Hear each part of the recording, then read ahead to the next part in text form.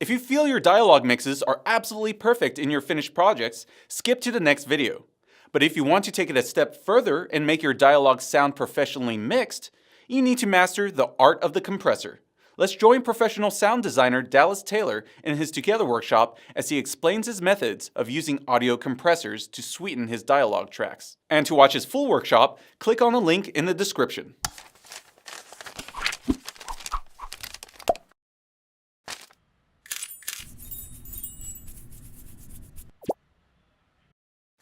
Compression, the other tool that is key to learn. So compression is, so there's two types of, you have data compression, which just makes files smaller, which can also have a detrimental effect on the sound of something or the video quality of something. But with this, it's a totally different mindset. It's compression of a signal. Like if a signal gets too loud, it's saying, nope, nope, nope, nope, you're going down. Like I'm not letting you go any higher than this. And there's a lot of different parameters to say like how that operates. This is our typical tool that we use mostly. It is a Renaissance compressor and waves. These are things that are available that you could bring into Premiere as well. But this is what we use. I'll explain some of these things. So the threshold right here is saying once the audio signal goes above this threshold, then all of this stuff is going to go into effect. If nothing hits that threshold, nothing is going to happen here. So as you can see, the signal that's coming in here is going above that threshold. So what does that mean? That means that you go to the next, there's a couple things, the attack time and the release time. How fast do we want this effect to happen? I prefer extremely fast. I want it to immediately come in. Some sound mixers will mix differently and they'll stage their compressors perfectly fine too. I would not suggest that if you're doing this on your own in your editing system. Release time, just a general release. I just want it to release naturally. Not too long, but just a natural release. Ratio, that's how much is this going to be pushed down after it hits this threshold. In my case, I have it 3:1. So that means, imagine here's the threshold right here. Here's the audio signal, and this audio signal wants to go up to here. Like the audio signal is going all the way up to here. Well, if there's a 3:1 ratio, it's going to split that into third. So it's only going to let it go that high. So it's going to go up, and then the compressor is going to take effect, and it's only going to go to here because it's 3:1. It's not going to let it go all the way up here. So it's the more that ratio, 4:1, 5:1, 10:1, 20:1. As you can imagine, that signal gets up here. If we're 20:1, it's only going to go it's only going to let it go about this far. That keeps a lot of the very loud sounds from being painful while bringing up some of the lower words and things. Now the problem with that is it does bring up a noise floor too. There's a lot of times where we'll work on something where the subject is very dynamic, because most of us normal people, like who are not voice actors, start sentences very loud and then we trail off at the end. That's something that we're really natural we're doing. So as sound people, we're trying to push that ending and get that top to not be so loud. But because of that, with compression, having to push that up, sometimes we bring up this noise floor. And again, that's why it's so important to make sure that there was no noise to begin with. And we can mitigate that a little bit. Gain, just simple gain, output gain. This is what it would look like in Premiere. This is the closest that I had to this. Even though this is a multi-band compressor, I couldn't find just a straight compressor. I couldn't find one that I felt like was really clear on what's happening. Because the UI, sometimes UIs can just completely mess with you. It's good to be able to visualize what is going on here. Now to be fair, this is multi-band compressing. So it's not just compressing the entire signal, it's compressing frequency bands. It's a really nice compressor. Again, here's the threshold. Here's the point at which it's going to take effect. And then the attack time, which I have very quick. You don't want to do a ton. I suggest if you're seeing compression above especially if you're getting like 10 consistently, that's too much. It's going to start pumping and sounding weird. So I like to keep my compression really between 3 and 6 decibels. So if you see that compression pumping, kind of maybe tapping this 5 here, you're in a pretty good range. It's going to be pretty transparent. You're not going to notice. But it takes a little getting used to. EQ is a very clear, make these frequency changes, done. Compression is something you really have to juggle between the audio and this. And so you want to find a threshold that's not too terribly low, that's kind of just reaching that upper echelon when people are talking loud. where you see it bouncing up there, and then you really don't want to get much past like 5. If you're hitting 10, you're getting to a place where it's going to go from being transparent to noticeable. Sure. The order, EQ first, then compression always, or does that change? Yes. Yeah, that's the order that we have. And order is very important because it can have a completely different effect depending on which you put before others. And I'm going to talk about, I'm going to talk about de-essing and noise reduction too. This isn't necessarily EQ, compression, de-essing, noise reduction. I'm going to put that noise reduction back at the beginning, but it's more so I'm saying this in the order of how you should learn it. The order of the most important starting first, and then EQ and compression are pretty neck and neck. And then once you've mastered that, kind of moving on to the next thing, which is de-essing and stuff. So I'm going to show you a video of the compressor in effect. And I think if you watch it and listen while it's happening, and there is a bypass turning on and off, I believe, you'll hear this difference then you'll hear that thing pushing down. And keep in mind, it'll be quieter whenever the compressor comes on, but that's more desirable because we would just turn it up a little bit more. But you'll notice that it's catching these really loud peaks.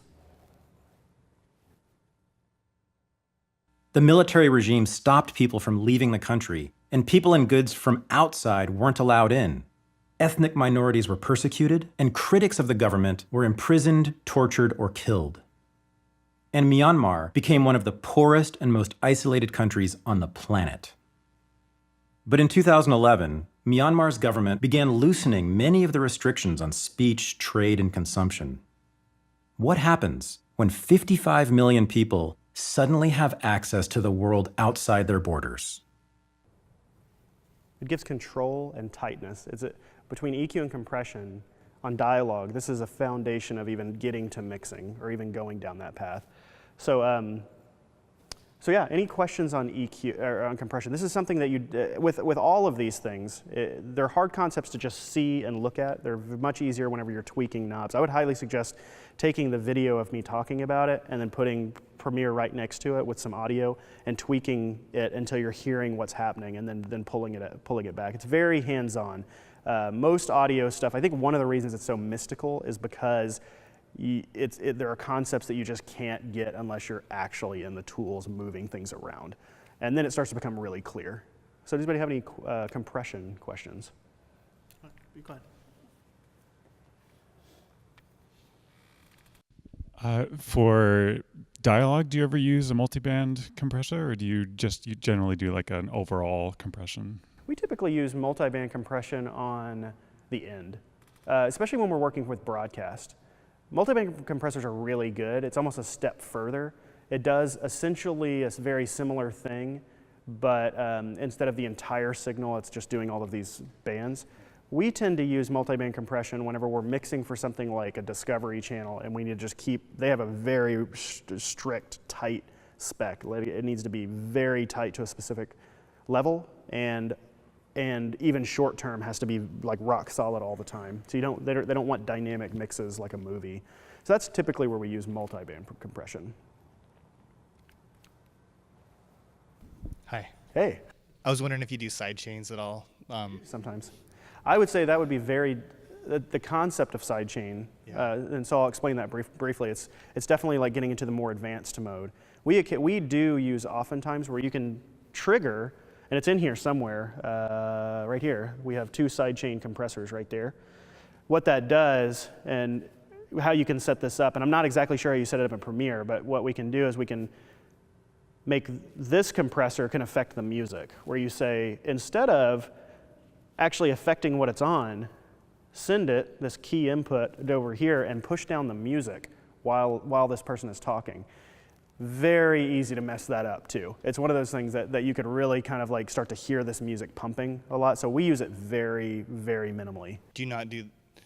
You don't work straight in Premiere usually? No, we use Pro Tools. So it's become the industry standard, and that's why I wanted to do kind of a one-to-one on here's what we're doing all the time, and here's kind of what it looks like on the Premiere side, because the concepts are exactly the same. All the physics, all these plugins are essentially doing the exact same things. And as I mentioned, these plugins you can even use in Premiere too. But there are built-in plugins. The built-in plugins on a lot of these programs are pretty well thought out.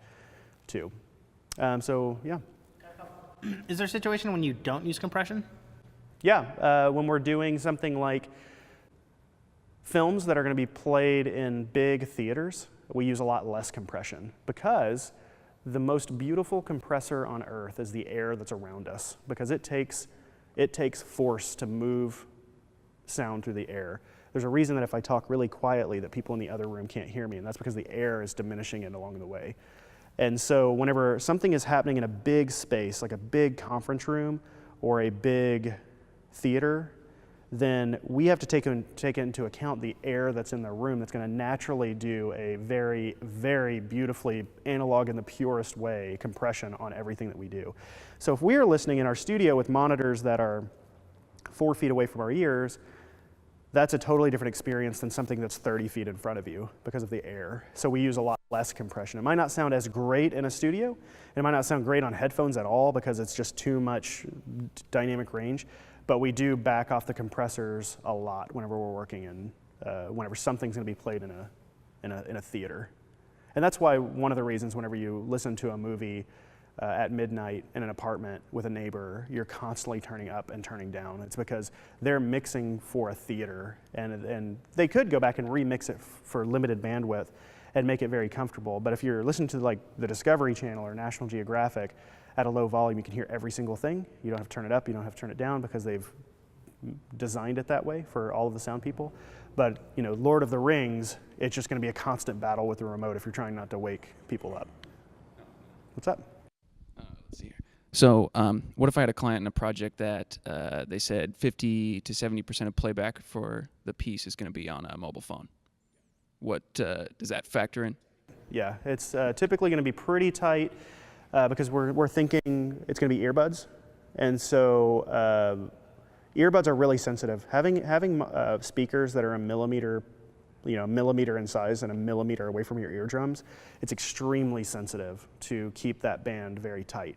Whenever I do a podcast, and that podcast, we keep it very tight because when somebody sets a level, I don't want anyone to ever think, oh my goodness, that's too loud, that hurts, or that's too quiet and I can't hear it. Because it's just, we're all doing a lot of damage to our ears right now and we just don't realize it. We'll realize it in 20 or 30 years. We're living in a new age of human kind where this was never a thing that our bodies were designed to have that close to our ears.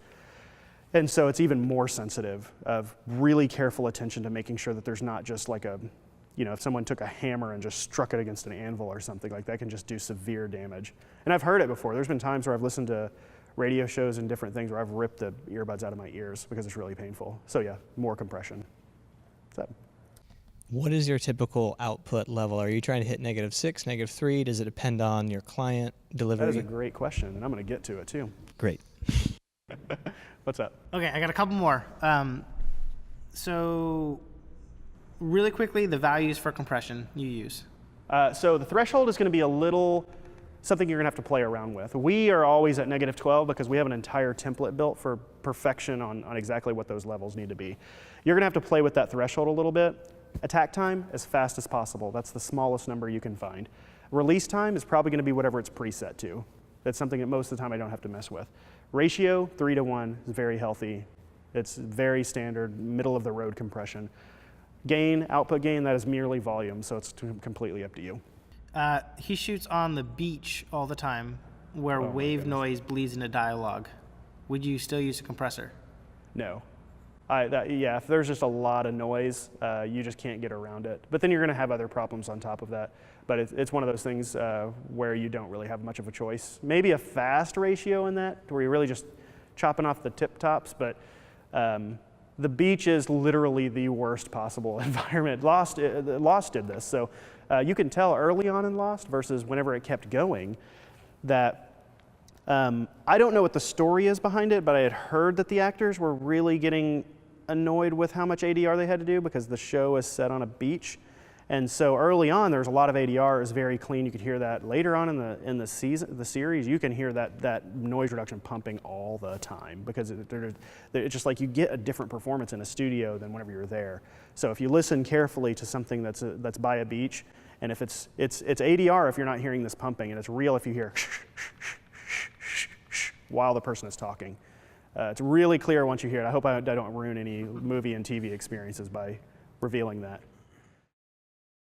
Was your mind blown with knowledge just like mine was? Check the links in the description for the full workshop, and remember to subscribe to get more mind-blowing nuggets from professional filmmakers. And do share what your takeaways were in the comment section below. Go ahead, I'll wait.